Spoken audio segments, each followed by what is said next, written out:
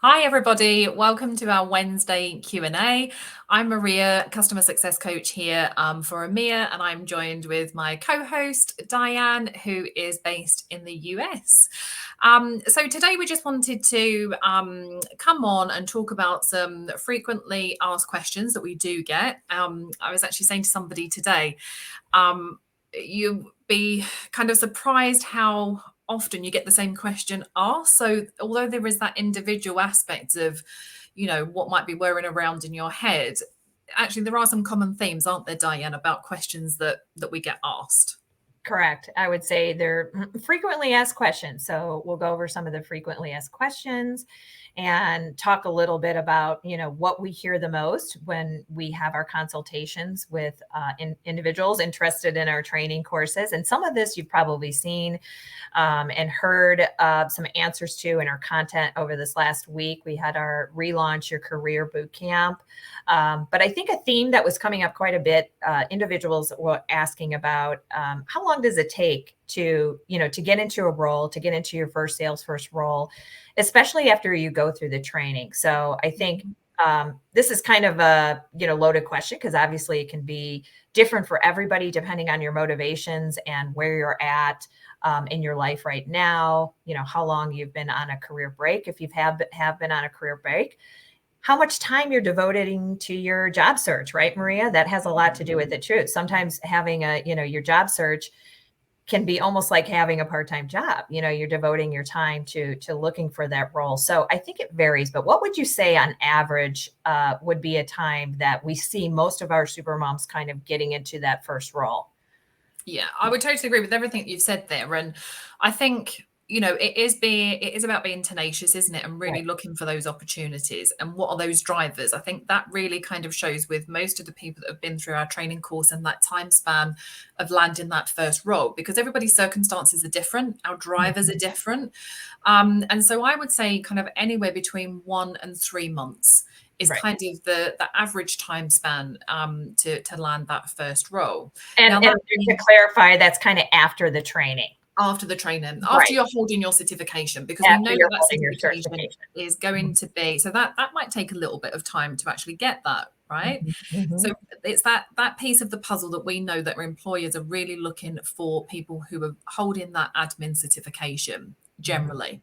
Right. So from that, it's kind of 1 to 3 months. Now, what I would say is, for example, you will experience this as well, Diane. Some people start job hunting actually before that, Correct. before they've even finished the course. Mhm. Some people need to have all their ducks in a row and then kind of then start that next process. Mhm. Um, so again, it's very individual. Now, what we do know is, and as you mentioned, our brilliant boot camp that took place last week, I was so excited. It was such a brilliant group with lots of Right. questions and lots of activity in there, and really great value from Heather, our CEO. Every day she went in live, and actually on, I think it was day 2, if I'm right, she actually outlined kind of what those 10 key points are to really having success in going and landing that first role. And Mhm. we know that if you're generally following those key 10 steps, that it's going to happen, Right. but it Right. is about making sure that you're doing everything and you're very active, and you're seeking those opportunities. Now, if you wanted to, obviously we're not going to discuss all of those 10 points now, but there is still time to come and join our boot camp. So we can drop the link actually in here. I shall do that. And come and join us. And there's lots of information. So come and have a look at what those 10 steps are to land that first role. Right. And we will put the link in the I'll put comments in now. there for the boot camp and part of those 10 steps, just again, talk about, are you doing the steps necessary to get into that first role? And a lot of it is, again, personalized to you. Are you making sure that, your resume is customized to that Salesforce role that you're looking for? That you're making sure that your LinkedIn profile is reflecting your Salesforce experience and the training that you've had. So make sure those are all lining up. And Heather, I know, talked and had a really great session on transferable skills. So at Supermums, we talk about this a lot too in our coaching sessions, is we talk about what are your transferable skills? What can you bring to the table and how can you distinguish yourself? So it's important that you have a good handle on what your transferable skills are, or else you're not really going to be ready to go into that new role unless what are your other skills that you're bringing beyond your Salesforce technical skills that you have? So that's important. So again, we do go over a lot of the different steps. I think it's very personal to your own experience, where you're at, how much effort you're putting into your job search, and are you looking in the right places? Are you networking, like a pro in the Salesforce ecosystem? Because that's very important too, that you're making sure you're taking advantage of your network, the Supermums community, the Salesforce ecosystem, and that community. They're very helpful and welcoming and always willing to, have people reach out and, give advice on job opportunities. So make sure you are doing that networking, and that can start early. Again, some of our trainees are actively working on their job search and putting those pieces into place right before they even and their training. So it's just up to you and what you're, what type of activities are you doing for your job search? I think we had a question, so I want to make sure we get to that as well. Should we be concerned that Salesforce have laid off 10% of its workers in early January? Will this impact the wider Salesforce ecosystem? So I think what we're seeing right now, I'm just going to address a general, is that you'll notice that especially in the beginning of the year, we get a lot of organizations that do, go through some layoffs. So it's not, particular to Salesforce. That's number one. Number two, Salesforce, that 10% was heavily on their sales people that were in their organization, that 10% of the workers. So I think it was a question of them kind of over projecting what they were going to do and over hiring at that time. So is it going to have an effect on the wider Salesforce ecosystem? Salesforce the ecosystem is still adding on and expected to add on a lot of roles, through 2026. I think it was 9.3 million is what they're projected. So, right now, it might be a phase that, we have to get through at the beginning of the year. This is what happens again in many industries in January, February. That's what they're doing. They're revising their projections. The bounce back usually happens quite quickly.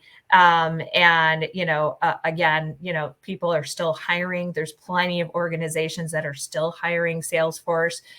There's still a skills gap for individuals that are trained in Salesforce.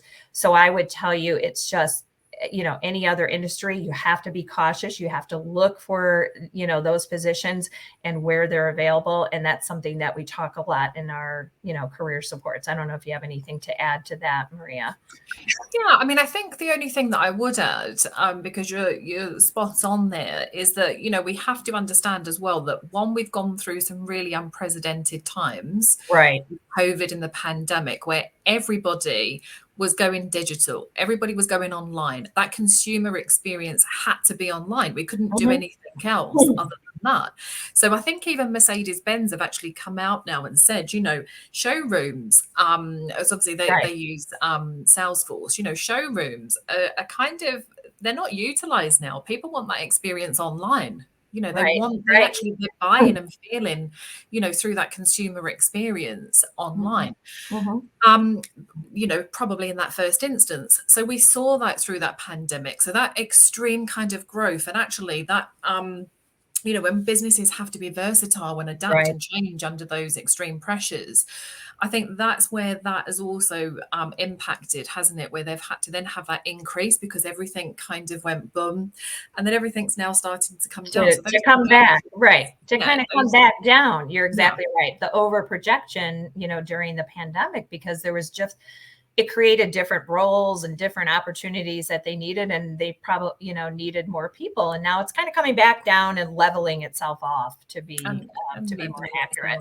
Right. Yeah. I mean, there are over 150,000 customers of Salesforce. So these layoffs as well. I mean, it's so hard to watch, isn't it? And see, and it's so difficult. But it does seem to be more these bigger companies, like Microsoft, Salesforce, etc. The actual customers are still customers. Right.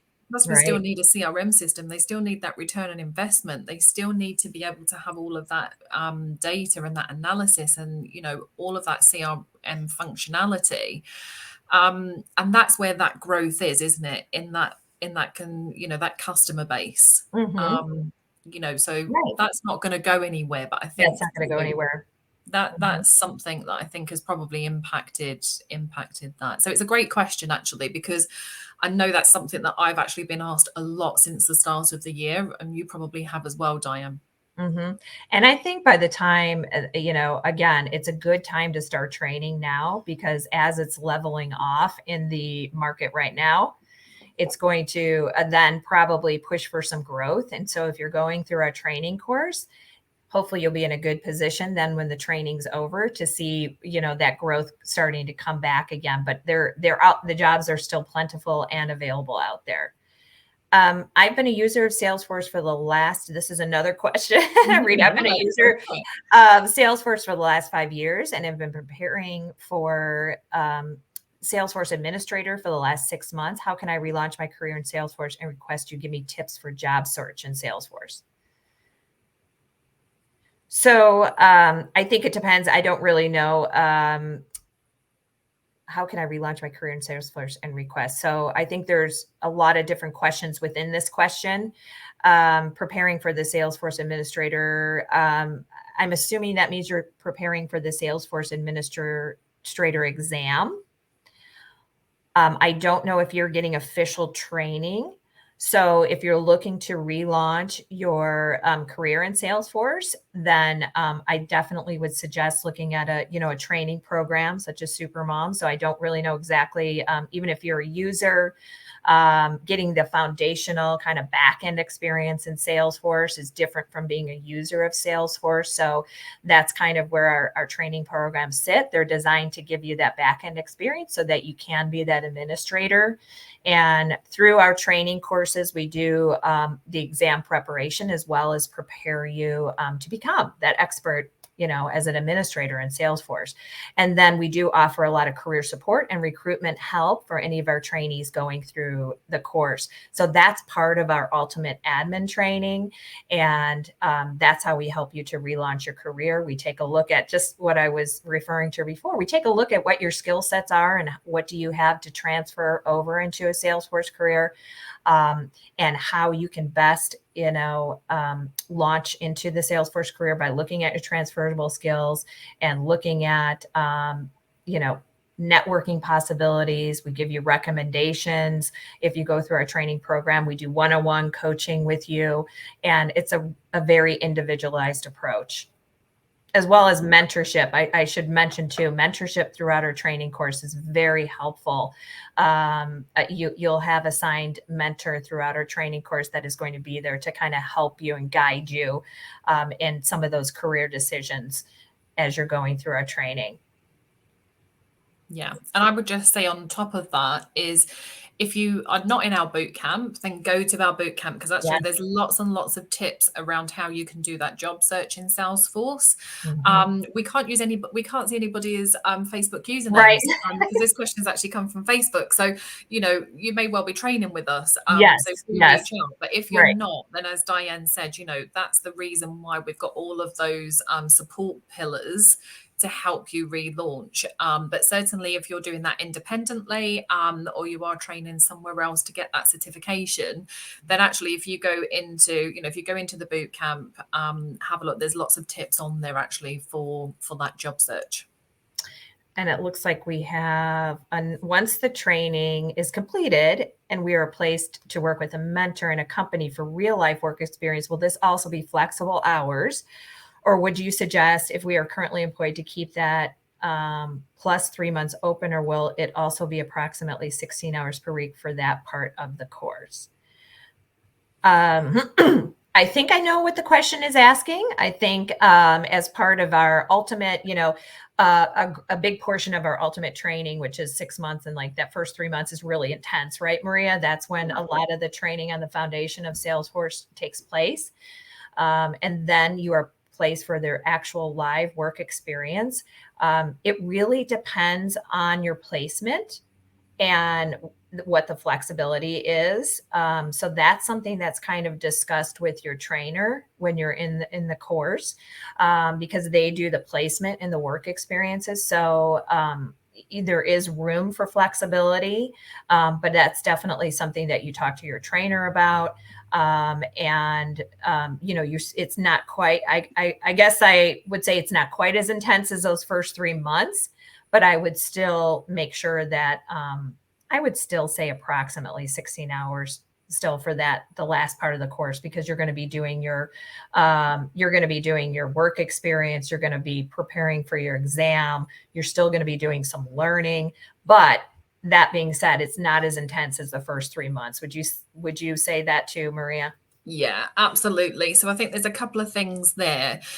Those, as Diane said, the first 3 months, you're really learning and getting to grips with that technical skill in a hands-on environment with live Mhm. training and homework. And your mentorship actually starts really from week 1. So as Diane said for the last question, you're matched with a mentor that's going to take you through those 20 Mhm. weeks right till the end.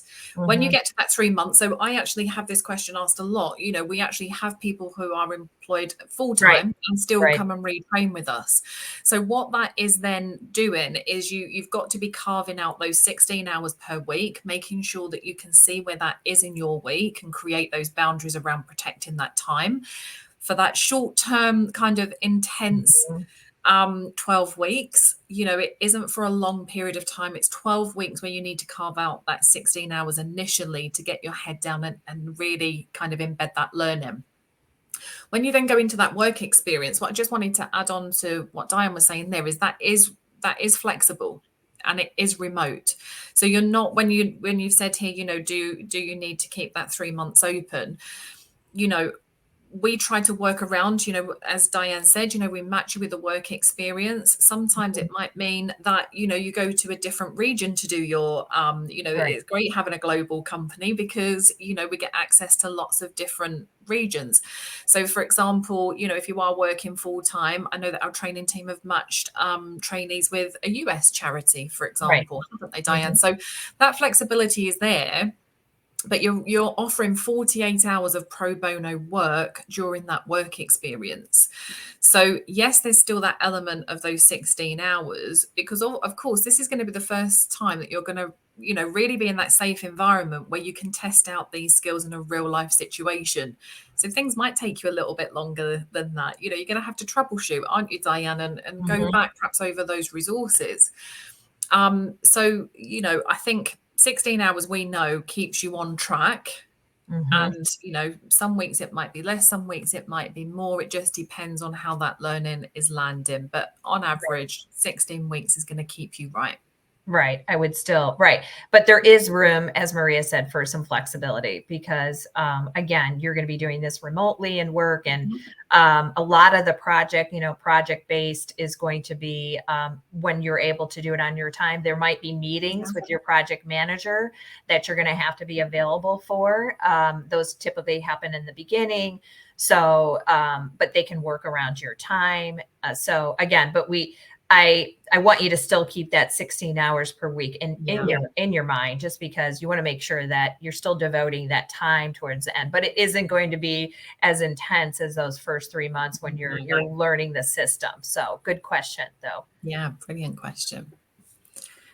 I love that one. So let's think about potentially other questions that we get asked. So certainly I think in where we are at the moment with kind of our economic situation, let's say, kind of globally, money is on everybody's mind, isn't it, at the moment? Mm-hmm.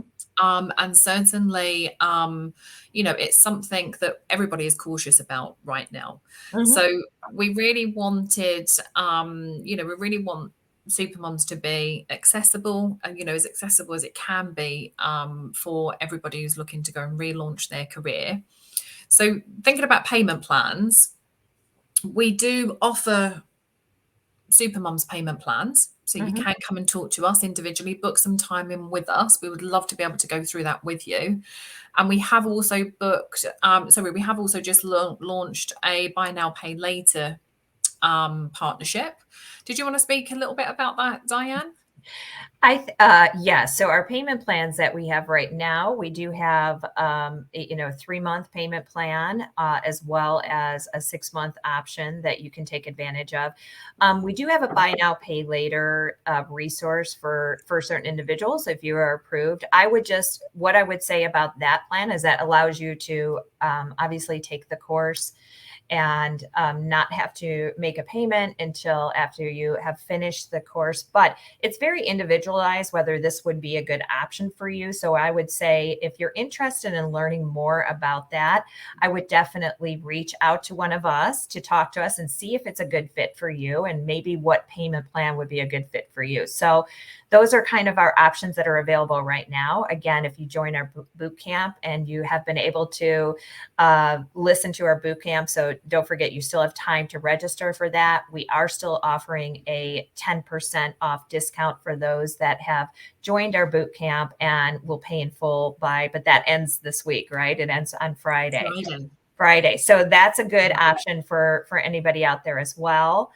So again, if you have questions on that and you're wondering, am I going to be able to afford, this option, this training option? All I can say is reach out to us because we can be there to help you to work through that and see what payment plan might be ideal for you and talk to you. So we don't want that to be a barrier. We want this to be able to be accessible to you. And we enjoy talking one-on-one about that. And again, seeing if it's a good fit for you and maybe what payment plan might work for you as well. Yeah, it's not a one size fits all, is it? We understand that, we can help in different ways. So as soon as we can start to understand that, we can then, explore those options with you to make an informed decision as to what that might look like for you. I think we have another question. We did have a couple of questions. Is it possible and again, we're seeing Facebook user, so we're not seeing your name. So I apologize, but on here. Is it possible to land a job with those companies we are doing real life work? I heard that there will already be Salesforce admins. Just curious. So I believe you're talking about your work experience, and if it's possible. It is possible. We've had some of our Supermums trainees, haven't we? I know I've had some in here in the US that do go on to work for some of our, typically a nonprofit organization that you're doing your work experience with. So that is possible as well. It just depends on what your goals are and what type of role you hope to get into. So some of our Supermums have gone on to work for the organization that they're doing their live work experience with. Yeah. And again, on that, I would just kind of expand on that as well, because there might already be Salesforce admins actually working within those charities. Yes. And in fact, when you do your work experience, you're either going to be speaking to that senior admin or that advanced admin or the consultant, who's working on behalf of that charity. So, there are going to be other admins, but there's two kind of options, isn't there, Diane? Whereas you can go in with a team of admins. Right. Where you've kind of got that support and that network and you learn and you grow. I was talking to one of those today and, and they all pitch in and they all help each other. And, there's that option, or you go in as a solo admin. Now, we have to be able to support you with your work experience. So generally our work experience that we offer, they're going to have that support network there for you by the way of somebody that's experienced, because you're going to need that guidance. Mm-hmm. So, but as Diane said, it has happened, it does happen. And I think it just depends on what those business needs are or requirements, or, if you're that right fit at the time, isn't it? Right. So we definitely would not say, the work experience is just about that, getting that work experience. Yeah. Can't go into it necessarily thinking I'm going to be working for this organization. And that might not be something that you want to do either. So that's the best part about the work experience is you kind of understand what you like and what environment you would prefer to work in. So it gives you a lot of knowledge on, what career might be a good and what role might suit you best. So it may not be, something that you would like to pursue. So again, it's just about that, is giving you that experience that you need, and also just, helping you to decide what role might be a good fit for you. I'm just trying to think if we have, once fully competent, is it possible to work for US based companies remotely? So I'm not sure if this question is coming from someone who is not based in the US, and saying, because there's a lot of remote, in the US, there's a lot of remote organizations that will hire Salesforce, or there's a lot of organizations that will hire Salesforce admins remotely. So, if you're not based in the US and you want a US based company role remotely, it just really depends on what they need. So it's a difficult question to answer, because some US organizations need people to be working remotely, but in different regions outside of the US. So it really just depends on, that's unique to each organization. But I can tell you, Salesforce admin roles tend to be very flexible. It's a role that you can do from wherever. So it's more specific to the organization that you're looking at. Well done for covering that one, Diane. I know. So what else? Do we have any other questions here? Okay, so we have, let's just clear this one up so that we know this. So is it 10% off or $100 off? I keep seeing in here in different amounts. Okay, so that's probably us, actually, because we work in all different amounts. But actually, for the boot campers, that have gone into that group or have just actually registered, you are entitled, for my side, it's £100 discount. Mm-hmm. And I think, Diane, that converts for you, is that $130? Right. I think the confusion has come in because we have said the 10, right? Yes, we probably, because we do sometimes do an early bird for different courses. Right. But obviously our course starts on the 21st of February. So this is a special boot camp, because we're also given, so we're actually given £100 off, plus what the equivalent is to that in US dollars. And I'm pretty sure it's around about 130 US dollars. Right. But you're also getting 2 bonuses actually off the back of that as well. So you get a very, a very valuable amount of time with our CEO, Heather Black. And if you have been in boot camp, I'm sure that you have been impressed by the wealth of knowledge. And she can actually give you that career coaching actually before you enter the ecosystem. And also you will have one-to-one time with our recruitment manager, Mel. Again, that's going to be really valuable for kind of doing that CV or resume overview, kind of working out what those next steps might look like and how you can really go and grab those opportunities. So it is a £100 off, or I'm pretty sure it's 130 US dollars plus those 2 bonuses. And I'm probably here thinking, if that's a user in the US, I might have been guilty of saying that 10% at some point. So, but and then to clarify, it's not. We do have 10% discounts codes that we float around, but this one specifically for the bootcamp actually, and it's a little deceiving because we say our code has the 10 in it. But it is not really quite, that 10%. It is a special discount. So, I'm glad we've clarified that. And if there's any question on that, please reach out to us, and just know that you do receive, at least the other bonuses as being part of our boot camp. So that's the good thing. So you receive, some of that dollar amount off of the full pay price of the course, as well as those other bonuses. So it's really valuable in my eyes, beyond that 10%. So that's great that you receive that for that course. The timetable of the course, real quick, and I think we have to jump off soon, but we're going to be, just so you know, too, we'll be available, especially if you're in Facebook, to answer any questions all day. So if you do have questions, make sure that you do post them in the comment section, and we will come back to them and answer those questions. But the timetable of the course is we start February 23rd in the US, and we start February 21st in the UK. Those are our 2 cohorts that are starting.